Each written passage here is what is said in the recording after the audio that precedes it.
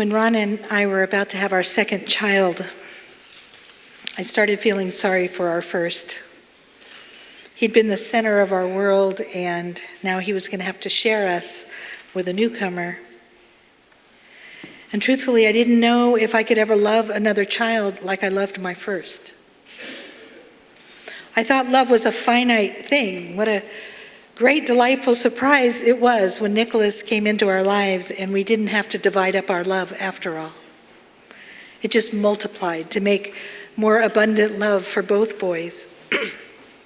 And it multiplied again when we had Kyle, and it multiplied again when we had Colby. There's so much love in this world that we can love each other fully, abundantly. Love is lousy at division, but it is great at multiplication. Amen. Sometimes we make that same mistake, I think, when we think about God's love. We think maybe it's finite too.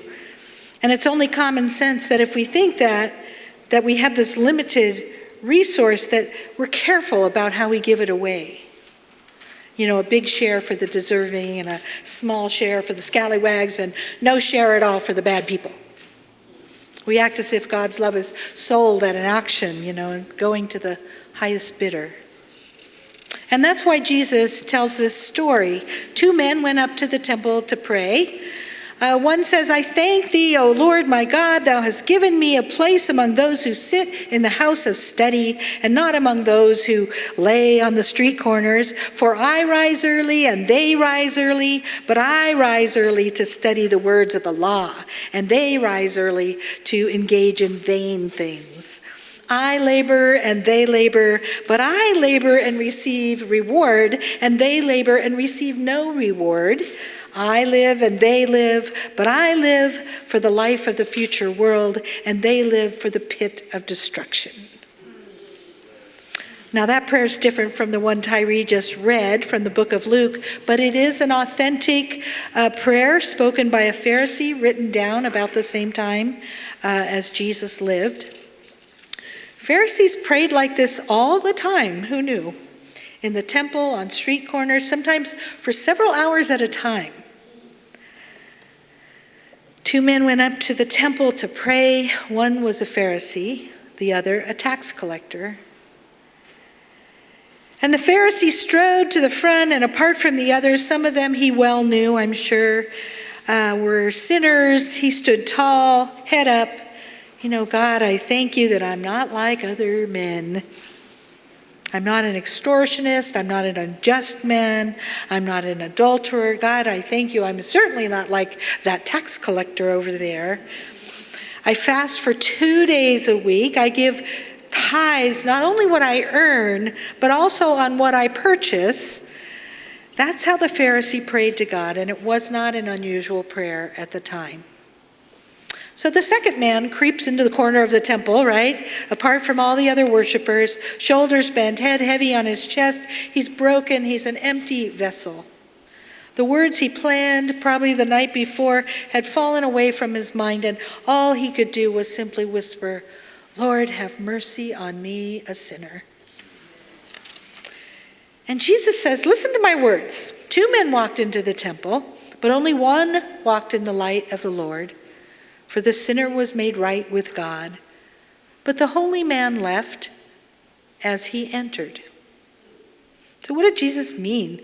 Why did he praise the sinner's prayer over this holy man's prayer?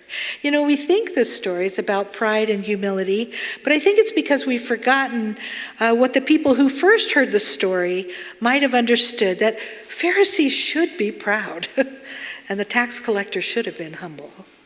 And this is why. In Jesus' time, there was a saying that if 2 men were to be saved, surely one would be a Pharisee. Most of the criticism about Pharisees in the Christian scriptures were inserted later, when Paul and the gospel writers were trying to distance their Christian experience from Hebrew tradition. Pharisees were well respected in Jesus' time. And this Pharisee was a really good guy. He followed not only the written law of the people, but centuries of interpretation. The written law told Jews to fast 1 day a year, but he fasts 2 days a week. The written law told Jews to tithe 10% of everything they earned to the temple. But this Pharisee also tithed on everything he bought. So in case the man who sold it to him had evaded his tax, he paid it for him when he bought the item. Do you do that? No, I don't do that. Never even occurred to me to do that. But that's the kind of thing this Pharisee did, right? He's the kind of church member everybody wants, right? He'd probably be the greeter at the door, and then run up here and play the organ, and then he'd probably, teach a Sunday school class, and he'd probably give generously to the church and keep our books and wash our dishes, and he's probably already signed up to do a couple turkeys next, for Thanksgiving. Please make no mistake, this man was a very good man. And he was right about the tax collector too. The tax collector was just as bad as the Pharisee was good.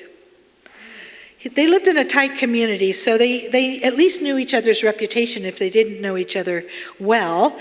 And this Pharisee might have known from personal experience, right, just how bad this tax collector was. And this is why the Roman Empire had no civil servants.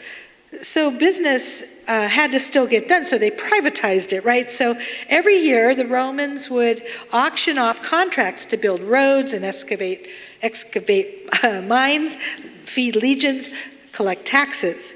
And the closer the people lived to Rome, the stronger Rome's scrutiny, so their tax rate was a little fairer. But the people of Palestine, they lived a long way from Rome, and they routinely paid 2 or 3 times the legal rate. And then the man or the company who held the contract would just scoop up all that extra money and put it in his pocket. Now, tax collectors made fantastic fortunes in the Middle East, and people had no appeal. The armies, courts, governors, they all shared in the spoil. So to add insult to injury, the people's taxes paid for those people to oppress them. The tax system was subcontracted into a pyramid scheme of exploitation. And the man who organized the local pyramid used bribes and blackmail and his inside knowledge of his own people against them. He handled unclean money associated intimately with unclean Gentiles. He was so despicable, get this, he was so despicable that Jewish law forbade even a beggar to accept his charity. Now that is a bad person. His behavior was bad. We don't know that he was bad. His behavior was bad. So 2 men went up to the temple to pray. One was the best of the people, and one was the absolute worst. One gave freely twice what the law commanded, and one extorted twice what the law allowed. One fasted, one feasted, one lived in abstinence, one lived in opulence. One raised his people up to God, the other crushed people under his feet.